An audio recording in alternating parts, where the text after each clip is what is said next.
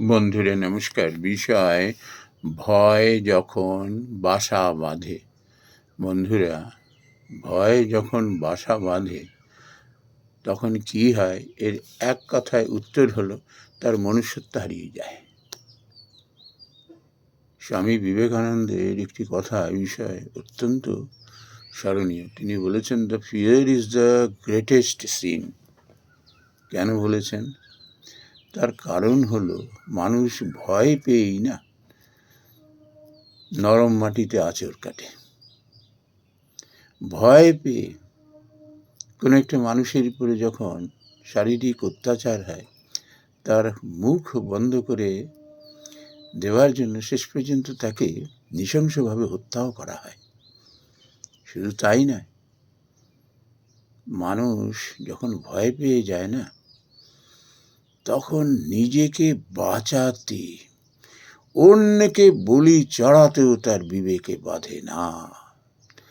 একবারও তার কথা, তার পরিবারের কথা ভেবে দেখে না, কেবলমাত্র নিজেকে বাঁচাতে। শুধু তাই না, কত জনমের কর্মফলের জন্য সে যখন এই মনুষ্য দেহটি ধারণ করে, সেটি পর্যন্ত শেষ করে দিতে তার বিবেকে বাঁধে না। বন্ধুরা, মানুষ ভয় পেয়ে গেলে সে চরমভাবে তখন স্বার্থতাড়িত হয়ে ওঠে। তার কাজ আর কথার মধ্যে কোনো মিল থাকে না। আমরা যারা খুব স্বাভাবিক অবস্থায় থাকি না, যখন স্রোতের প্রবাহে চলতে থাকি, অন্যে যেমন আমাদের চিনতে পারে না, আমরা নিজেকেও নিজেরা চিনতে পারি না। পরিস্থিতি যখন সামনে আসে না, প্রতিকূল অবস্থা যখন সামনে আসে, তখন বোঝা যায় আমার বীরত্ব আর সাহসের পরিচয়। বন্ধুরা, এ বিষয়ে যাওয়ার আগে না, আমি দুটি ঘটনার কথা উল্লেখ করব। ঘটনা মানে কি? জীবনের অভিজ্ঞতার কথা, একদম চরম। ওই যে দেখবেন, এই ট্রেনে কাটা পড়ে গেলে না, ঝাড়া ওই দেহগুলোকে ছিন্ন বিচ্ছিন্ন একেবারে কদাকার হয়ে ওঠে কখনো কখনো। সেই ছিন্ন বিচ্ছিন্ন দেহগুলোকে যে কোনো সময় রাতের অন্ধকারেও সেইগুলোকে সেই কুড়িয়ে কাছিয়ে সব এক করে নিয়ে তারপর কাঁধে করে নিয়ে চলল সে। হয়তো কখনো সে একা, তার কর্মস্থলে সেটি পৌঁছে দিতে হবে। তার কারণ কি? পোস্টমর্টেম হবে। বন্ধুরা, এই পোস্টমর্টেমের কথা মনে পড়ায়, এই পোস্টমর্টেমে চাকরি করে একটি ছেলের কথা, ইয়ং ছেলের কথা আমার মনে পড়ে গেল। আমি তাকে জিজ্ঞাসা করেছিলাম যে, এইরকম তুমি সমস্ত, বাবারে বাবা, কিরকম দেখতে সমস্ত ভয়ঙ্কর হয়ে যায়।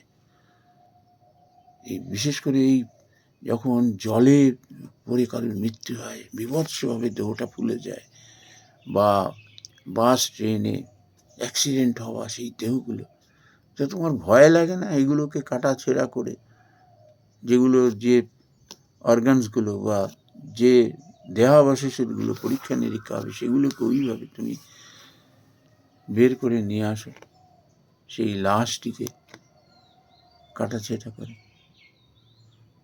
ঠিক সেম প্রশ্ন করেছিলাম ওই যে রেল লাইনে কাটা পড়া দেহ যে নিয়ে যায়, আমরা তাদের চলতি ভাষায় বলি ডোম বলি।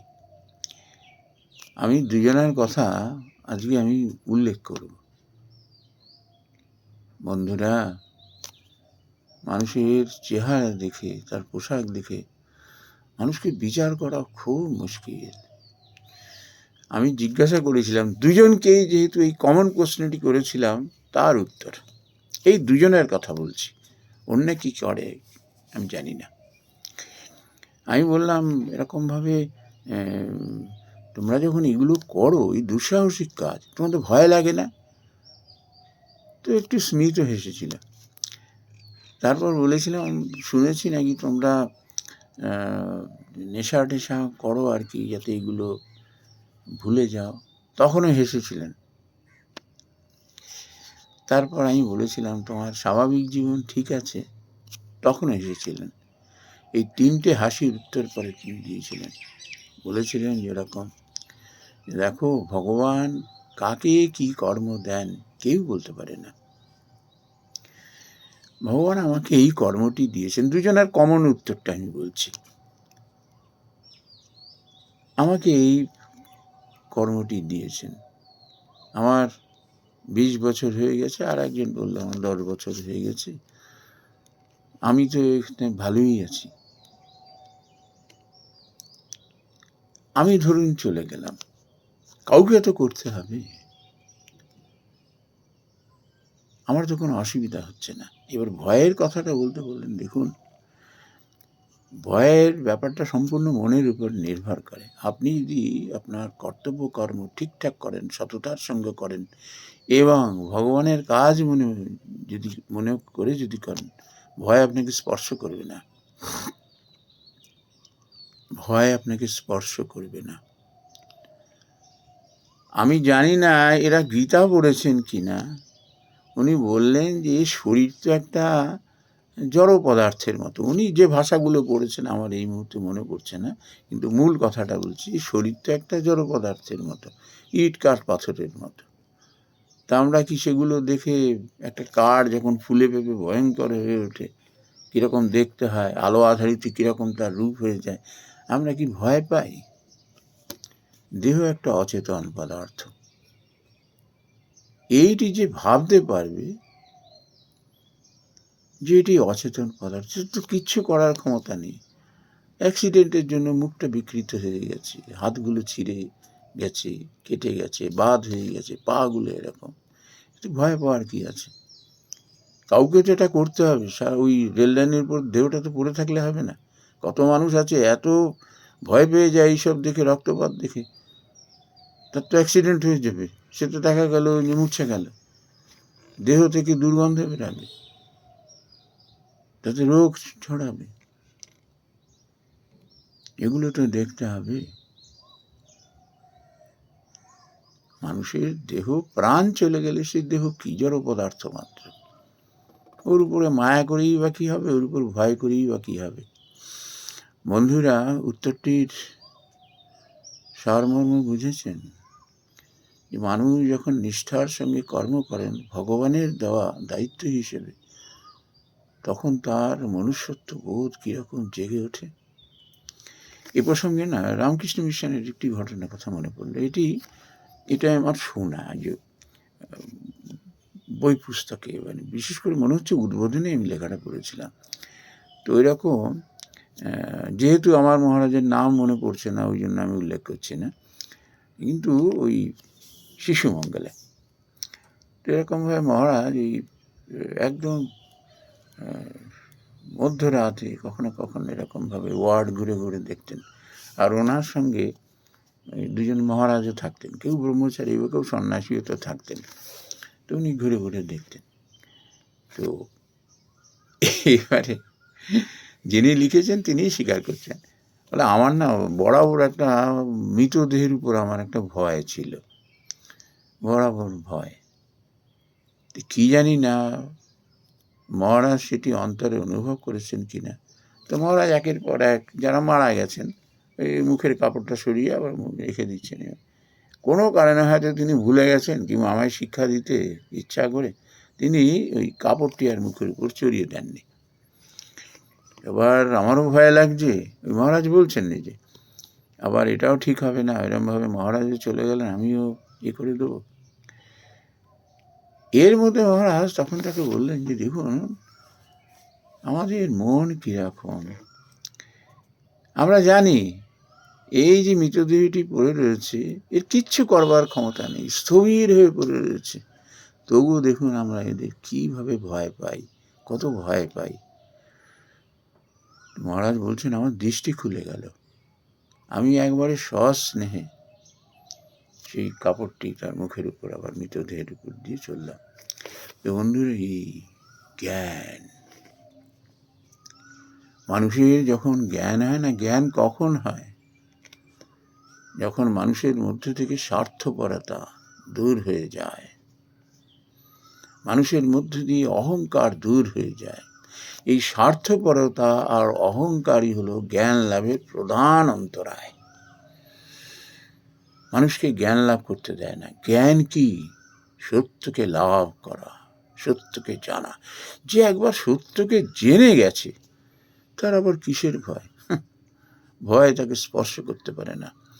তখন তার মন মুখ এক হয়ে যায়, কথা এবং কাজের মধ্যে কোনো বৈপরীত্য পরিলক্ষিত হয় না। তার মধ্যে মনুষ্যত্ব একেবারে জেগে ওঠে। তার চোখে মুখে সেগুলো, আচরণে সেইগুলো ফুটে ওঠে। বন্ধুরা, এ বিষয়ে শ্রীমদ্ ভগবদ গীতায় আমি অনেককে বলেছি যে ছোট ছোট বাচ্চাদের শিক্ষা দিতে না, এটা বড় বড় করে লিখে রাখো। এক হলো স্বামীজির এই কথাটি, the fear is the greatest sin. আর এইটি কোনটি? এবার আমি বলছি, ধায়তে বিষয়ং পুংস সঙ্গস্তেষু উপজায়তে সঙ্গাৎ সংজায়তে কাম। এইখানে সঙ্গাৎ সংজায়তে কাম, কামাৎ ক্রোধ বিজায়তে, ক্রোধাৎ ভবতি সম্মোহ, সম্মোহাৎ স্মৃতিবিভ্রম, স্মৃতিভ্রংশাৎ বুদ্ধিনাশ, বুদ্ধিনাশাৎ প্রণশ্যতি। আমরা যখন লোভ দ্বারা, বাসনা দ্বারা তাড়িত হই না, সেটি কখন হয়? বিষয়ের সংস্পর্শে এসে। এই যে মানুষ একটা ঘটনা ঘটিয়ে ফেলে না, নিজেকে কন্ট্রোল করতে পারে না, বিকজ অফ দিস অজ্ঞানতা। যখন তার মধ্যে সংকল্পটা জেগে উঠল, আমার এটা চাই, আমি ভোগ করব, এইবারে যে তার বাধা হয়ে দাঁড়ালো, ব্যাস সেই তার পরম চরম শত্রু হয়ে উঠল। কামাৎ ক্রোধ বিজায়তে, এই কাম থেকে, কামনা থেকে ক্রোধ, ক্রোধাৎ ভবতি সম্মোহ, সম্মোহ হয়ে যায় এই ক্রোধ থেকে। সম্মোহ কি? উচিত অনুচিত সব সে ভুলে যায়। কোনটা করব, কোনটা করব না, কোনটা ধরবো, কোনটা ছাড়বো, সব ভুলে যায় সে। সম্মোহা স্মৃতি বিভ্রমা। এই সম্মোহ যখন হয় না, তার স্মৃতি চলে যায়। দেখবেন না, ক্রোধের বসে থতমত খেতে থাকে, ভয় কাঁপতে থাকে, মুখে ঠিকঠাক শব্দটা আর মুখ দিয়ে বেরায় না।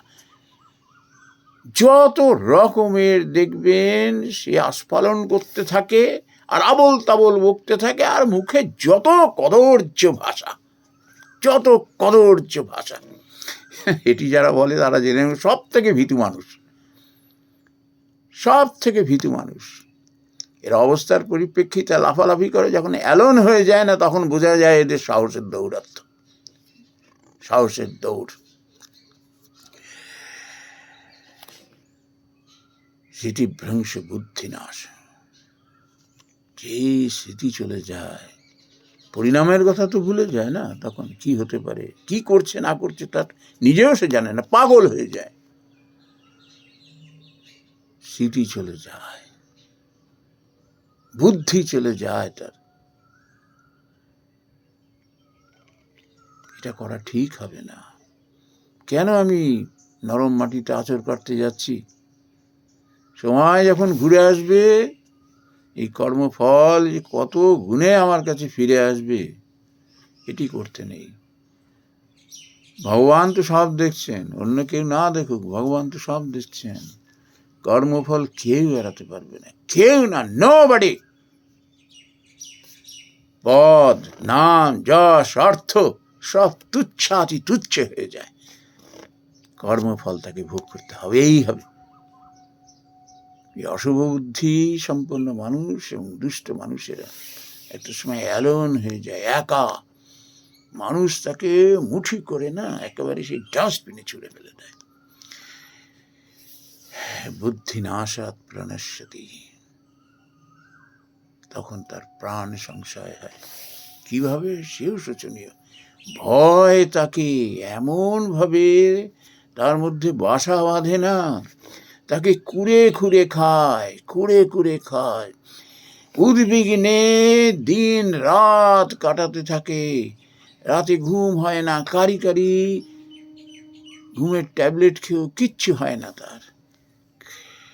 বন্ধুরা, এ পরিণতি আই অ্যাম দ্য উইটনেস, আমি দেখেছি অনেককে, এবং একটা শেষ সময় সে স্বীকার পর্যন্ত করেছে যে আমি আমার কর্মফল ভোগ করছি।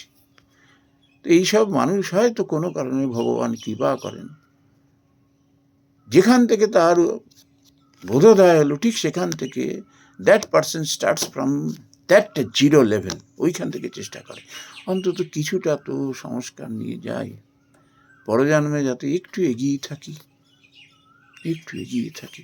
তারা লড়ে যায়। এই জন্য ঠাকুর শ্রী রামকৃষ্ণ পরমহংসদেবের একটি কথা না, যে কি আমাদের জীবনের পরিবর্তন ঘটিয়ে দেয়। বলছেন, এক হাতে সংসার ধরো, এক হাতে ভগবানকে ধরো, তারপর যখন সময় হবে না, দু হাতে ভগবানকে ধরবে। এটির অর্থ কি? আমরা সমাজ এবং সংসার জীবনে না এই নাম যশ অর্থ আমাদের মধ্যে বড় অহংকার এনে দেয়, আর অহংকার আমাদের কুরে কুরে খায়, আমাদের মধ্যে ঔদ্ধত্য আসে, মানুষকে মানুষ বলে জ্ঞান করি না, নিজেদের মধ্যে তখন মনুষ্যত্বহীনতা এসে তখন ঘিরে ধরে। ভগবানকে ধরতে হয়, ঈশ্বর তোমারই তো সব দেওয়া জিনিস,